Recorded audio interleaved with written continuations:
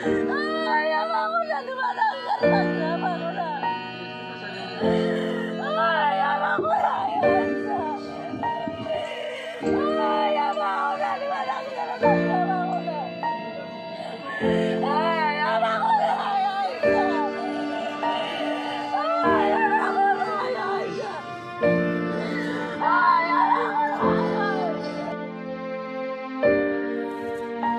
गवायाव जानानै थांनाय उवाको इंडिया नेशनल किक बक्सिंग गेलेनानै सनानि बान्था देरहानानै आसाम नाङैनो मुं मोननो हानाय रुंसारि दानसोरां नार्जारिनि सारादुखौ दिनै गावनि आंगोनि गामि 3 नं बालाबारियाव खुंफुंनाय जायो। हाबाफारिजों लोब्बा लाखिनानै दिनै फुंनि 10 बाजियाव रुंसारि दानसोरां नार्जारिनि गोसोखां खाम्फाखौ 30 नं गरेश्वर समस्तिनि MCLA पवित्र कुमार बर' बिथाङा बेखेवनानै होयो। लोगोसे हादोरारि गेलेगिरि रुंसारि दानसोरां नार्जारिनि मुङै गांसे बिसम्बि बेखेवनाय जायो। बेखेवगिरि महरै उत्तर बेतना गोजौ फरायसालिनि बारग' गाहाय गोरायुं बरुवाकान्त ब्रह्म बिथाङा। बिथांजों लोगोसे गरेश्वर दखरा दुलाराय बर' फरायसा आफादनि आफादगिरि आरो गोबां दैदेनगिरि बिथांमोना बाहागो लायो।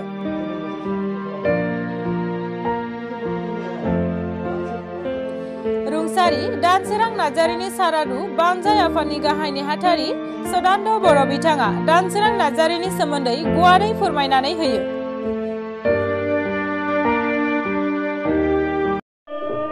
दिनैनि नैबे हादोरारि गेलेगिरि दानसोरां नार्जारिनि नैबे सारादुआव दानसोरां नार्जारिनि जिउमाया जाहाथे सोरगोआव आलो गोजोननि जायगा मोनो बेनि थाखाय आङो आरज गाबग्रोबाय। दुखुजों फोरमायनांगोन दिनैनि सानाव थांनाय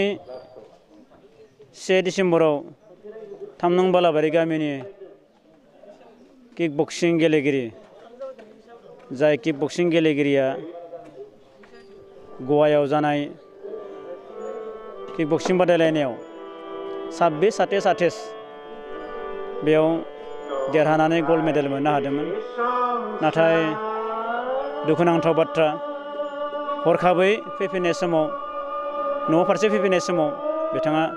रुंसारि जायो। दा दानसोरां नार्जारिनि जि रुंसारि जानाय बे रुंसारि जानायखौ जों बयबो गनायनो गोब्राब मोनदों। मानोना माखासे थैनायखौ जोङो गनायनो गोब्राब जायो। जेरैबायदि दानसोरां नार्जारिनि थैनाय दा बिथांनि थैनायखौ जोङो गरेश्वर ओनसोलनि बयबो रायजो राजाफोरा दुखु मोननाय फोरमायनायजों लोगोसे बिथांनि थैनायखौ फोथायनो हाया बायदि मोनसे थासारि जोङो जादों। दा जिहनक बिथाङा जोबोद मान सन्माननि गेजेरजों थैदोंब्लाबो जोबोद मान सन्माननि गेजेरजों बिथाङा जोंनि गेजेरनिफ्राय रुंसारि जालांबाय। गोबां रुंसारि जायो, गोबाङा थैयो। नंगौ मानसिया जोनोम जायो जेब्ला थैनो गोनां जायो। मानसिल' नङा पृथिबियाव जोनोम जानाय बिभिन्न जिब जुनारानो प्राणियानो सानसे थैनो गोनां जायो। नाथाय थेवबो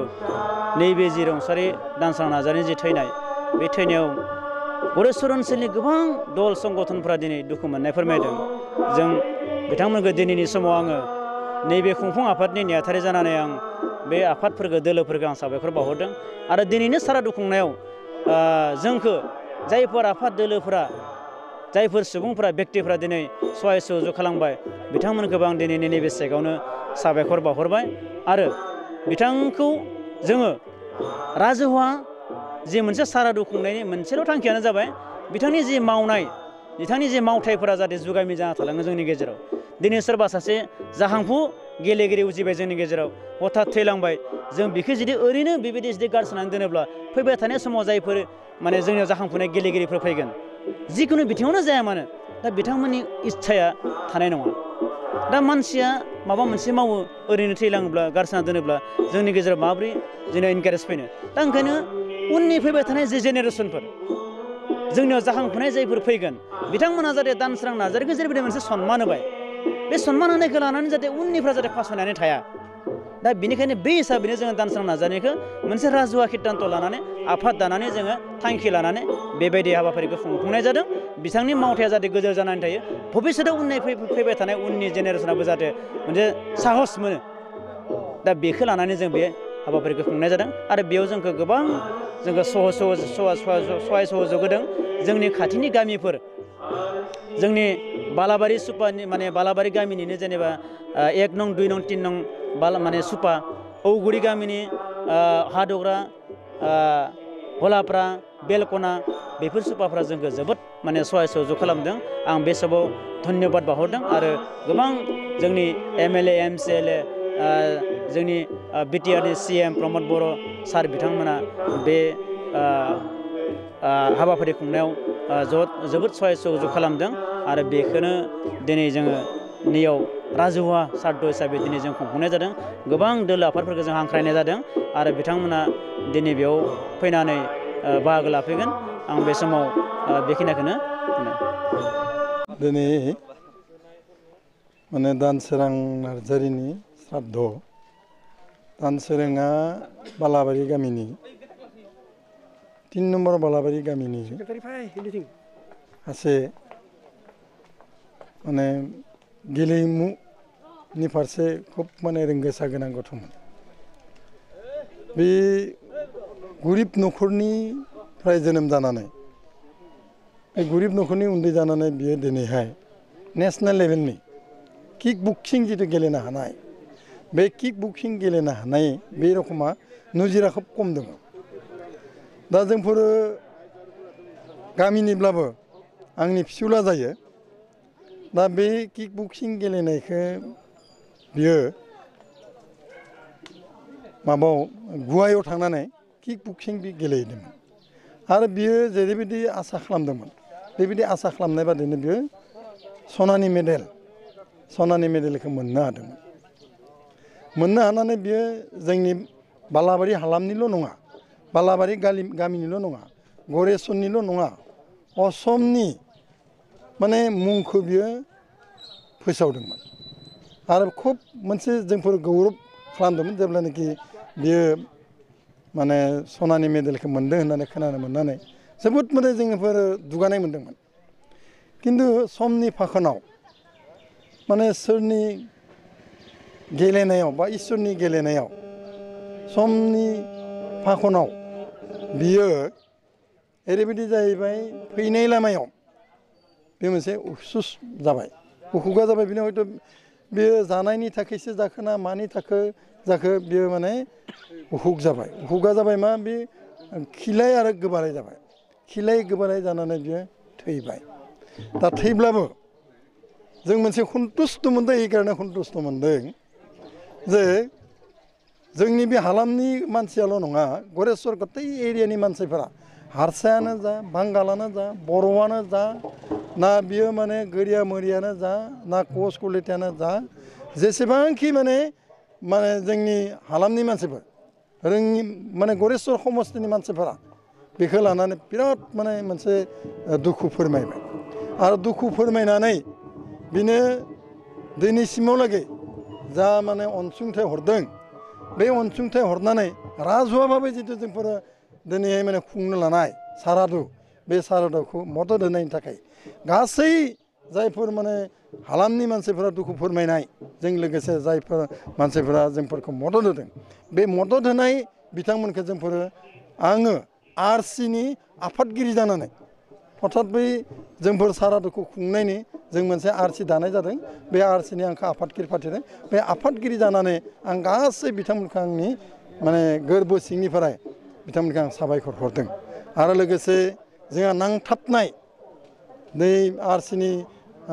नेहाथारि सदानन्द पबित्र बसुमतारी जों लोगोसे पबित्र बर' पबित्र नार्जारी आरो जोंनि गामिनि गोबां माने गथ'साफोर आरो बिनिफ्राय हालामनि जानाय बिनय कुमार नार्जारी नै बिबुंसार माने बर' बेबायदिहाय गोबां माने गथ'फोरा थैस' थांस'ब्लाबो गावनि जिउखौ एकदम माने नाना नाथा नाजानानैब्लाबो गोजांनायावब्लाबो माबानानै दिनै माने मा होनना बुंदों दानसोरां नार्जारिनि गांसे बिसम्बि जों दिहुननाय जादों खोब खस्थ' खालामनानै आरो बेयाव जोंनो गोबां माने MCLA EM बिथांमोनाबो अनसुंथाइ होदों बिथांमोननोबो माने साबायखर बावहरनाय जादों गामिनिफ्राय नै बालाबारि गामि 1 नम्बर 2 नम्बर 3 नम्बर औगुरि गामि हादग्रा हलापारा औगुरि बेलकना बेलगुरि बेफोर सुबानिफ्राय जों जेरैबायदि माने अनसुंथाइ नागिरनानै एप्लिकेसन होदों आर'जलाइ होदों बेबायदि जोंनो बिथांमोना माइरं खांनानै होदों आरो गोबां मानसिफोरा जोंनो बेवहाय माने थाव माबा होदों थाव होदों दालि होदों बे थाव दालि होनायनि थाखाय बिथांमोननोबो आं साबायखर बावहरदों आरो बेबायदिहाय आं मोनसे खावलायनो नागिरदों उन जोलैनि सेंग्रा सिख्लाफोरखौ जाहाथे बिसोरनि जिउ दानायाव अकल माने किक बक्सिंल' नङा बेबायदि गेलेनाय जा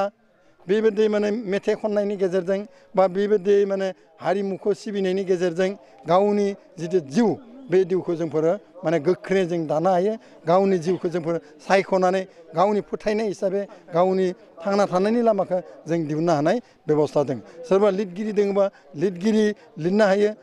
हायो सोरबाफोर खनगिरि दङबा खननायफोरा गावनि खननाय मेथाइ खननायफोरखौ गोख्रों खालामनांगौ बेखौ आं माने गासै उन जोलैनि जा माने सेंग्रा सिख्ला रायजो राजा बिसोरखौ आं माने खावलायहरदों जाहाथे गावनि जिउखौ दानायाव जाहाथे आबुं खालामनो थाखाय सर' खालामो आरो बिनिफ्राय दिनै जोंफोरो मथा मथि 3 रोजानि जों माने माबा खालामदों ओंखाम संनायनि जाहोनायनि लोंहोनायनि जों बेबस्था खालामदों जों दुब्लियाव माने माबा खालामदों साइना बानायदों बेवहाय जोंफोरो जिरायनाय बेबस्था खालामदों आर'ज जोङो गरेस्वर आर'ज हानजाखौ जों बेयाव हांख्रायना लाबोदों गरेस्वरनि आनसलिकनि बिसोर आर'ज गाबखांबाय पबित्र MCLA बिथाङा दिनैहाय बिनि दानसोरांनि जिथु खाम्फा बे खाम्फाखौ बेखेवबाय जों बिसम्बिखौ जोंफोर बेखेवबाय बेखेवनानै जों दा जोंनि जिखौ मावनो गोनां खामानि बे मावनो गोनां खामानियाव जोंफोर लासै लासै जोंफोर आगबारिलांबाय थादों आं आसा खालामदों जे जोंनि जिथु दिनै सारतआव फैनाय मानसिफोराबो बयबो जाहाथे जेबो माने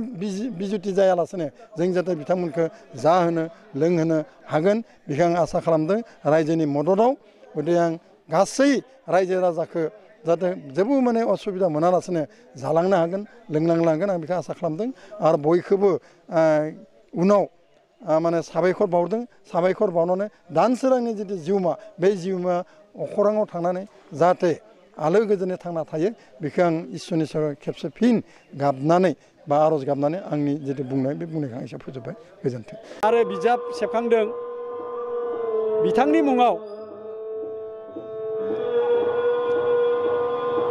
मुङाव बिश्वजित काकतिया मोनसे माबादों जेरै a letter from professor Dinesh Gogoi president आका and mister Biswajit Kakati general secretary आका all Assam kick boxing association बिनिफ्राय मोनसे लिरथाय हरदों न'खरनिसिम बे जोंनि थाखाय जोबोर गोजोनथाव बाथ्रा मानोना होनब्ला असमनि मुंदांखा गेलेगिरि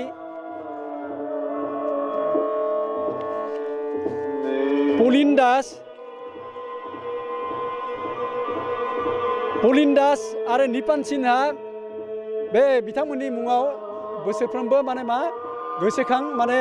गेलेनाय बादायनाय जायो बेयाव इंराजियाव बुंदों प्रेस्टिजियास माने मुंदांखा Palin Das and Nipen Sinha memorial state martial arts honorary black belt award 2020-21 बेखौ बिनि मुङाव माबादों विल बी कनफार्ड टु दा दानसोरां नार्जारिस पेरेन्ट माने न'खरनिसिम बेखौ गथायनाय जागोन होननानै बे लाइजामनि गेजेरजों फोरमायथिदों बे मोनसे जोंनि थाखाय गोजोनथाव बाथ्रा थैना थांनो हागौ दानसोरां नार्जारिया नाथाय गावनि जानाखि मावथाय बे मावथायखौ जोङो मिथिनो मोन्दों आरो बेखौ हानायमानिखौ सेबखांनाय जादों आरोबाव थायोब्ला निस्सय इयुनाव खाबु मोनोब्ला बेखौ जों सेबखांनानै बिनि गोजोर जाहाथे माने बेखौ खालामनो हायो बे बिथिंखौ जोङो नोजोर होगोन आरो बयखौबो आं खावलायदों जाहाथे दानसोरां नार्जारिया जा उथिफुनाय जोहोलाव सेंग्रा जाय गथ'आ गामियाव जोनोम जानायनि उनाव गावनि खारनाय बारनाय बेफोरथ' दंखायोमोन बेनि अनगायैबो गावनि जानाखि माने रोंगौथि बे रोंगौथिखौ बिमा बिफाया बुंदों जे माने मानसिनि सिगाङाव बेखौ दिन्थियोमोन आरो बिनि लेखायैनो बियो माने खारनाय बारनायनि लोगोसे गेलेनाय माने फुटबल गेलेनाय बे फुटबल गेलेनायावबो गिबियाव बियो बाहागो लादोंमोन आरो बे जायनि गेजेरजों दानसोरां नार्जारिनि दैदेननायावनो बाक्सा जिल्लानि माने इन्टार डिस्ट्रिक्ट माने बादायनाय बेवहायबो चेम्पियनशिप लाना फैनो हादों बिहुराम बर' हाइ स्कुला आरो बेबायदिनो चेम्पियनशिप माने बान्था माने मोनबावनो हादों फुटबल माबायावबो बिनि उनाव बियो जेब्लानोखि फरायबाय थादोंमोन एलपि स्कुलाथ' गुदि माने बालाबारि गुदि फरायसालियाव फरायदों गिबियाव बे 3 नाम्बार बालाबारियावनो फरायसालिया दं बिनि उनाव बिखौ बारखांनायनि उनाव गामिजोंनो नांजाबना थानाय बरकुसला एमबि स्कुल गेजेर फरायसालि बेवहाय मुं थिसनो आरो बै समनिफ्रायनो बे खारनाय बारनायखौ जागायजेनो आरो गेलेनायखौ जागायजेनो फुटबल गेलेनाय बायदि बायदि माबाखौ आरो बिनिफ्राय बियो सोलोंनानै बरकुसला एमबि स्कुलनि माने गेलेग्रा फोथारावनो गेले बियो गेलेनाय फारसेथिं आखा फाखा जानो हादों आरो बिनि उनाव बेजोंनो नांजाबना थानाय बालाबारि गामिजोंनो नांजाबना थानाय बिहुराम बर' माने हाइ स्कुल गोजौ फरायसालि बेवहाय मुं थिसनो गेजेर फरायसालिखौ बारनायनि उनाव बेवहाय जेब्लानोखि 9 थाखोआव फरायदोंमोन बे 9 थाखोआव फरायनाय समाव फुटबल गेलेनानै चेम्पियनशिप लाना फैदों आरो बेबायदिनो नुबाय जे गावनि जा फरायसालि बे फरायसालियाव आइजोफोरा माबोरैहाय गावनि माबाखौ सेल्फ डिफेन्स माने गावखौ रैखा खालामनो हायो गुबुननि माबानिफ्राय खैफोदनिफ्राय बेखौ रैखाथिनि थाखाय बेवहाय बिथां अमृत चौधुरीयाबो बालाबारि गामियावनो जोनोम जानाय बे अमृत चौधुरी बिथाङा बे माबानि किक बक्सिंनि माबाखौ खेलाखौ बेवहाय ट्रेनिं होदोंमोन माने आइजोफोरखौ आरो बेवहाय बेखौ नुनानै बियो जोबोर गोसो होदोंमन गोमोहाबदोंमोन आरो बेनिफ्राय गावनो सानदोंमोन जे मा आं सासे मा किक बक्सार जानांगोन आं बेखौ सोलोंथारनांगोन होननानै बियो बिनि उनावनो साननैसोनि उनावनो मा खालामदोंमोन अमृत चौधुरीजों सावरायजालायनानै गरेस्वराव एडमिसन लादों आरो बेनि गेजेरजोंनो बियो बे फारसे आखा फाखा जानो हादों आरो सम बुंदोंमोन बिमा बिफानो आं गेलेनानै बेबायदि माने मा गल्डनि मेडेल लाना फैनो हागोन होननानै आरो गोबां समाव देरादुनाव गेलेदों बेयावबो माने चेम्पियनशिप लाना फैनो हादों गल्ड मेडेल लाना फैनो हादों दिल्लीयाव गेलेदों बेयावबो माने लाना फैनो हादों किक बक्सिंआव जोबथारनायाव थारमाने फुटबलनि सोलायै बांसिन माने मा गोसोखौ होथाबनानै गेलेदों आरो बे गेलेनायनि गेजेरजों रोंगौथिया गोबांनि सायाव गोबां जादों जायनि गेजेरजों बेयो इन्टार डिस्ट्रिक्टल' नङा जिल्लानि गेजेरावल' बे सिमनायाव थायाखै जिल्लानि अनगायैबो रायजोआव थांदों रायजोनि उनाव रायजोखौ दैदेनलांनानै नेसनेल जेनाखि गेम्स बे नेसनेल एसियान माने फेडारेसन माने वाक' इन्डिया बेनि गेजेरजों मा गेलेनायाव बादायनानै गल्ड मेडेल लाना फैदों आरो जोबथारनायाव थांनाय नभेम्बरनि 26, 27, 28आव गवायाव बेबायदि माने एसोसिएशननि गेजेरजों वाक' इन्डिया माने किक बक्सिं माने एसोसिएशननि गेजेरजों माने बेवहाय बादायलायनाय जादोंमोन गवायाव बरदेस होननाय जायगायाव बेवहाय बादायनायाव बाहागो लानानै बियो ओरैबायदि माने जों नुनो मोन्दों बिनि गेलेनायखौ बेवहाय नुनो मोन्दों जे मा ओरैबायदि माने गावनि सुथुर जायफोर माने गेलेनाय बादायनाय बे बादायनायखौ गोरलैयैनो बियो फेजेननो हादोंमोन आरो